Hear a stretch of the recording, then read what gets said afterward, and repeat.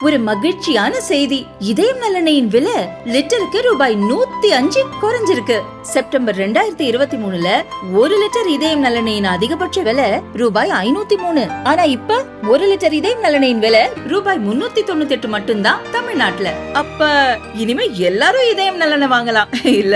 வைகுண்ட ஏகாதசியை முன்னிட்டு பெருமாள் கோவில்களில் இன்று அதிகாலை 4:30 மணியளவில் பரமபத வாசல் எனப்படும் சொர்க்க வாசல் திறக்கப்பட்டது. இதனை முன்னிட்டு வைணவ தலங்களில் பக்தர்கள் கூட்டம் அலைமோதியது. ஞானசேகரன் கட்சியின் அனுதாபி என சட்டப்பேரவையில் முதல்வர் கூறியது மக்களை திசை திருப்பும் முயற்சி என்று அண்ணாமலை குற்றச்சாட்டு. திருப்பூர் மாவட்டம் பல்லடத்தில் ஒரே குடும்பத்தைச் சேர்ந்த 3 பேர் கொலை செய்யப்பட்ட வழக்கில் 42 நாட்களாகியும் குற்றவாளிகள் கண்டுபிடிக்காத நிலையில் வழக்கை சிபிஐயிடம் தமிழ்நாடு முதல்வர் ஒப்படைக்க வேண்டும் என்று அண்ணாமலை வலியுறுத்தல். டங்ஸ்டன் திட்டம் தொடர்பாக தமிழக அரசின் நிலைப்பாடு குறித்து அமைச்சர் மூர்த்தி மதுரை அரிட்டாப்பட்டி மக்களுடன் பேசி சென்ற பின்னர் அக்கிராம மக்கள் தமிழக அரசு வழங்கிய பொங்கல் தொகுப்பு பொருட்களை ரேஷன் கடைகளில் ஒப்படைத்ததால் பரபரப்பு. காசா மீது இஸ்ரேல் நடத்திய தாக்குதல்களில் இதுவரை மொத்தம் 46,006 பாலஸ்தீனியர்கள் உயிரிழந்த நிலையில் 1,09,378 பேர் காயமடைந்துள்ளதாக காசா சுகாதார அமைச்சகம் அறிவிப்பு. தேனி மாவட்டம் ஆண்டிப்பட்டி அருகே 10 வயது சிறுமிக்கு பாலியல் தொந்தரவு கொடுத்த 70 வயது முதியவருக்கு 5 ஆண்டுகள் கடுங்காவல் சிறை தண்டனை மற்றும் 10,000 ரூபாய் அபராதம் விதித்து போக்சோ சிறப்பு நீதிமன்றம் தீர்ப்பு. வெளிநாடு வாழ் இந்தியர்கள் மாநாட்டில் பேசிய பிரதமர் மோடி உலக பொதுமறை என்று போற்றப்படும் திருக்குறளை பரப்ப உலகம் முழுவதும் திருவள்ளுவர் மையங்கள் அமைக்கப்படும் என்று உத்தரவாதம் தெரிவித்தார். வாரம் 90 மணி நேரம் வேலை செய்ய வசதியாக ஊழியர்கள் அதிக நேரம் அலுவலகத்தில் செலவழிக்க வேண்டும். வீட்டில் இருந்தால் மனைவியை எவ்வளவு நேரம்தான் உற்று பார்க்க முடியும் என்று L&T நிறுவன தலைவர் சுப்பிரமணியன் கேள்வியால் சர்ச்சை. கடந்த டிசம்பர் 30ஆம் தேதியன்று விண்ணில் வெற்றிகரமாக ஏவப்பட்ட PSLV C-60 ராக்கெட்டில் பொருத்தப்பட்ட ஸ்பெடெக்ஸ் A மற்றும் B கருவிகளின் ஒருங்கிணைப்பு இன்று தொடங்கும் என்று இஸ்ரோ அறிவிப்பு. சென்னை அடுத்த வண்டலூரில் உள்ள VIT பல்கலைக்கழக வளாகத்தில் சர்வதேச சமத்துவ பொங்கல் விழா நேற்று நடைபெற்றது. இதில் பல்கலை நிறுவனர், வேந்தர் மற்றும் வெளிநாட்டு விருந்தினர்கள் பங்கேற்பு. தமிழகத்தில் காஞ்சிபுரம், பெரம்பலூர் உள்ளிட்ட 6 மாவட்டங்களில் மருத்துவக் கல்லூரிகள் தொடங்க மத்திய அரசிடம் அனுமதி கோரப்பட்டுள்ளதாக அமைச்சர் மா. சுப்பிரமணியன் தெரிவித்துள்ளார். டெல்லியில் வாழும் ஜாட் சமூகத்தினருக்கு இடஒதுக்கீடு வழங்குவதாக அளித்த வாக்குறுதி இதுவரை நிறைவேற்றப்படவில்லை என டெல்லி முன்னாள் முதல்வர் அரவிந்த் கெஜ்ரிவால் குற்றச்சாட்டு. பொங்கல் பண்டிகையினொட்டி அரசு ஓட்டுநர்கள் மற்றும் நடத்துனர்கள் விடுப்பு எடுக்காமல் பணிக்கு வர வேண்டும் என்று போக்குவரத்து துறை உத்தரவு. அத்தியாவசிய தேவைக்கு மட்டும் கிளை மேலாளரிடம் முன் அனுமதி பெற்று விடுமுறை எடுக்க உத்தரவு. டெல்லி பேரவை தேர்தலில் மும்முனை போட்டி ஏற்பட்டது குறித்து கருத்து கூறுவதற்கு ஒன்றும் இல்லை. டெல்லி தேர்தலில் எங்கள் கட்சியின் பங்களிப்பு எதுவும் இல்லை. துரதிருஷ்டவசமாக இந்தியா கூட்டணி கூட்டம் நடக்கவில்லை. ஜம்மு காஷ்மீர் முதல்வர் உமர் அப்துல்லா வருத்தம். IAS மற்றும் IPS பணியில் உள்ள பட்டியலின மற்றும் பழங்குடியின வகுப்பைச் சேர்ந்த அதிகாரிகளின் குழந்தைகளுக்கு SC/ST இடஒதுக்கீட்டின் கீழ் இடஒதுக்கீடு வழங்கக்கூடாது என உத்தரவிடக் கோரி தாக்கல் செய்த மனுவை மத்திய பிரதேச உயர்நீதிமன்றம் தள்ளுபடி. பாலியல் குற்றங்களில் ஈடுபடுவோருக்கு தூக்கு தண்டனை வழங்கும் மசோதா மேற்குவங்க சட்டசபையில் தாக்கல் செய்யப்பட்டது. புதிய மசோதா மூலம் சட்டத்தில் உள்ள ஓட்டைகளை அடைக்க முயற்சித்துள்ளோம் என மம்தா பானர்ஜி சட்டசபையில் பேசினார். புத்தாண்டையொட்டி முதல்வர் ஸ்டாலின் அனைவருக்கும் 3 மாத ரீசார்ஜ் வழங்க இருப்பதாக சமூக வலைதளங்களில் இணைய லிங்குடன் கூடிய தகவல் பரவி வருகிறது. இதுபோன்ற விளம்பரங்களை நம்ப வேண்டாம் என சைபர் கிரைம் போலீசார் அறிவுறுத்தல். குறைவான பிறப்பு விகிதம், முதியவர்களின் இறப்பு மற்றும் உக்ரைனுடனான போர் காரணமாக ரஷ்யாவின் மக்கள் தொகை வெகுவாக குறைந்து வந்த நிலையில் பிறப்பு விகிதத்தை அதிகரிக்க திட்டமிட்டுள்ள ரஷ்யா ஆரோக்கியமான குழந்தையை பெற்றெடுக்கும் 25 வயதுக்கு உட்பட்ட பெண்களுக்கு 84,000 ரூபாய் ஊக்கத்தொகை வழங்க முடிவு செய்துள்ளது. CRPF படையில் பயிற்சி பெற்று பணி ஓய்வு பெற்ற மோப்ப நாய்களை பொதுமக்கள் தத்தெடுத்து வளர்க்க முதல் முறையாக அனுமதி அளிக்கப்பட்டுள்ளது. ஆன்லைன் வாயிலாக பொதுமக்களுக்கு தத்து கொடுக்க முடிவு செய்யப்பட்டுள்ளது. இலங்கை கடற்படையினரால் சிறைபிடிக்கப்பட்டுள்ள அனைத்து மீனவர்களையும் அவர்களது மீன்பிடி படகுகளையும் விரைவில் விடுவிக்க நடவடிக்கை எடுக்க வேண்டும் என மத்திய அமைச்சர் ஜெய்சங்கருக்கு முதல்வர் ஸ்டாலின் கடிதம்.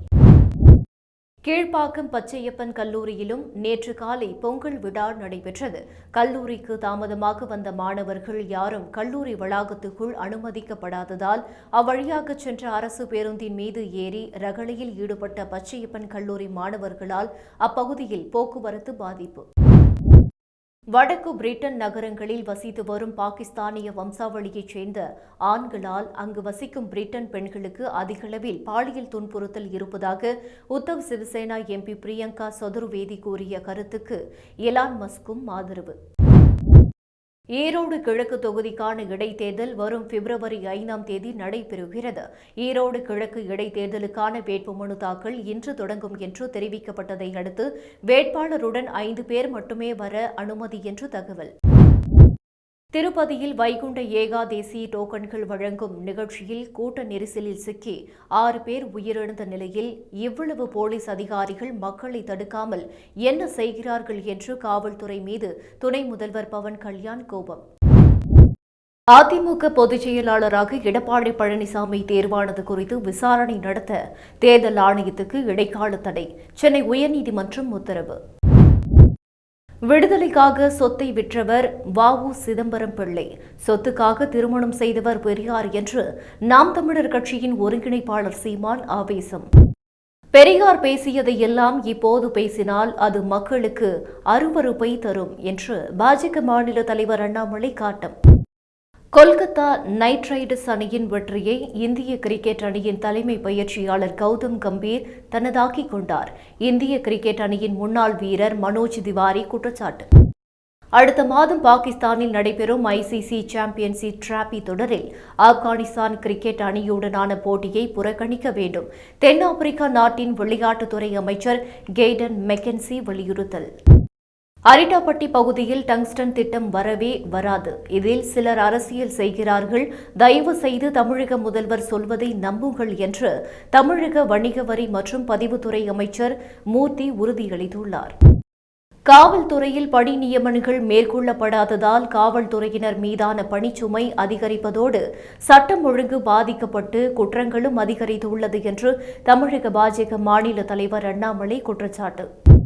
சிறுவாணி அணையில் ஏற்படும் நீர்க்கசிவுகளை சரி செய்ய புனே குழுவினர் அணையில் நேரடி ஆய்வு. சிறுவாணி அணையில் முழு நீர்த்தேக்க உயரத்துக்கும் தண்ணீரை தேக்க வேண்டும் என்றால் அணையில் உள்ள நீர்க்கசிவுகளை சரி செய்ய வேண்டியது அவசியம். குடிநீர் வடிகால் வாரிய அதிகாரிகளின் கூற்றுப்படி சிறுவாணி அணையில் தினமும் 10 லட்சம் லிட்டர் தண்ணீர் கசிந்து வீணாக வெளியேறுகிறது என்று அதிகாரிகள் தெரிவித்துள்ளனர்.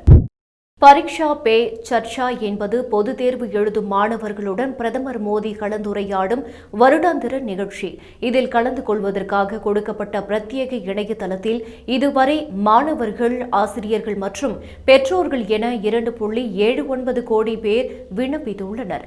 மத்திய கல்வித்துறை அமைச்சகம் அறிவிப்பு. வெளிநாடு வாழ் இந்தியர் மாநாட்டில் பேசிய பிரதமர் மோடி, நமது பாரம்பரியத்தின் வலிமை காரணமாக எதிர்காலம் போரில் இல்லை, அமைதியில் இருக்கிறது என்று உலகிற்கு இந்தியா கூறுகிறது என்று தெரிவித்தார். தமிழ்நாடு துணை முதலமைச்சர் உதயநிதி ஸ்டாலின் தமிழ்நாடு மின்சார வாரியத்தில் பணியாற்றி பணிக்காலத்தில் உயிரிழந்த 311 வாரிசுதாரர்களுக்கு கருணை அடிப்படையில் பணி நியமன ஆணை வழங்கினார். போக்குவரத்து ஊழியர்களின் ஊதியம் மற்றும் ஓய்வூதியம் கோரிக்கைகளை நிறைவேற்றாவிட்டால் வேலை நிறுத்தத்தில் ஈடுபடுவோம் என்று சிஐடியு மாநில தலைவர் சவுந்தரராஜன் எச்சரிக்கை. பாகிஸ்தானின் பஞ்சாப் மாகாணத்தில் தடை செய்யப்பட்ட அமைப்பினர் 3 இந்து இளைஞர்களை கடத்தி சென்று அவர்களை பிணை கைதிகளாக சிறைபிடிப்பு. வங்கியில் வைப்பு நிதியாக வைக்கப்பட்டுள்ள நகைகள் மூலம் கோவிலுக்கு 17 கோடி ரூபாய் வருமானம் என்று அறநிலையத்துறை அமைச்சர் சேகர்பாபு தகவல். ஃபெஞ்சல் புயலால் பாதித்த விவசாயிகளுக்கு விரைவில் இழப்பீடு. அதிமுக ஆட்சியில்தான் விவசாயிகள் கடன் வாங்கி கட்ட முடியாமல் தற்கொலை. அதிமுக எம்எல்ஏ குற்றச்சாட்டுக்கு அமைச்சர் பதில். கிளர்ச்சி குழுவின் கட்டுப்பாட்டில் உள்ள ராம்ரி தீவின் கியாக் நிமா என்ற கிராமத்தின் மீது மியான்மர் ராணுவம் திடீர் தாக்குதல் நடத்தியதில் 40 பேர் உயிரிழப்பு, 20 பேர் படுகாயம். இடஒதுக்கீடு பயன்களை ஏற்கனவே பெற்று முன்னேறிய கிரிமிலேயர் பிரிவினரை இடஒதுக்கீடு சலுகையில் இருந்து நீக்கலாமா வேண்டாமா என்ற முடிவை அரசு நிர்வாகம் மற்றும் சட்டமன்றம்தான் எடுக்க வேண்டும், உச்சநீதிமன்றம் வலியுறுத்தல். முன்னாள் பிரதமர் இந்திரா காந்தி சக்தி வாய்ந்தவராக இருந்தார் என நினைத்தேன். ஆனால் அவர் பலவீனமாக இருந்ததை தனது ஆய்வில் கண்டறிந்தேன் என பாஜக எம்பியும் எமர்ஜென்சி திரைப்படத்தில் நடித்துள்ளவருமான கங்கனா ரணவத் கூறியுள்ளார். பொங்கல் பண்டிகை சிறப்பு ரயில்களுக்கான முன்பதிவு இன்று துவங்கிய நிலையில் துவங்கிய 10 நிமிடத்தில் டிக்கெட் விற்று தீர்த்தது.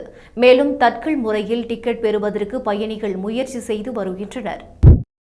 தனியார் கல்லூரியில் நடந்த பட்டமளிப்பு விழாவில் கலந்து கொண்ட இந்திய முன்னாள் கிரிக்கெட் வீரர் அஸ்வின், இந்தி தேசிய மொழி அல்ல, அலுவல் மொழிதான் என தெரிவித்தார்.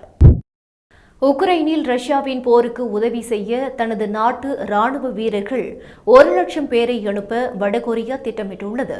இதற்கு பதில் உதவியாக அதிநவீன ஏவுகணை தொழில்நுட்பத்தை ரஷ்யா வழங்க முன்வந்துள்ளது. சென்னை ஐசிஎஃப் ரயில் பெட்டி தொழிற்சாலையில் ரயில்வே அமைச்சர் அஸ்வினி வைஷ்ணவ் புதிதாக தயாரிக்கப்படும் வந்தே பாரத் மற்றும் அமிர்த் பாரத் ரயில் பெட்டிகளையும் உணவு தயாரிப்பு பெட்டிகளையும் ஆய்வு செய்தார். கர்நாடகா, ஆந்திரா, தமிழகம் ஆகிய 3 மாநிலங்களில் இருந்து விற்பனைக்காக குவிந்த ஆடுகள் கிருஷ்ணகிரி அருகே குந்தாரப்பள்ளி வாரச்சந்தையில் பொங்கல் பண்டிகை முன்னிட்டு ரூபாய் 8 கோடி ரூபாய்க்கு ஆடுகள் விற்பனை. அண்ணா பல்கலைக்கழக மாணவி பாலியல் வன்கொடுமை சம்பவத்தில் போலீசாரிடம் இருந்து தப்ப முயன்றபோது கை, கால் எலும்பு முறிவு ஏற்பட்ட ஞானசேகரன் புழல் சிறையில் அடைப்பு. சென்னையில் 3வது நாளாக ராக்கெட் வேகத்தில் உயரும் தங்கம் விலை. இன்று 22 கேரட் ஆபரண தங்கம் விலை சவரனுக்கு 200 ரூபாய் உயர்ந்தது. ஒரு சவரன் 58,280 ரூபாய்க்கு விற்பனை.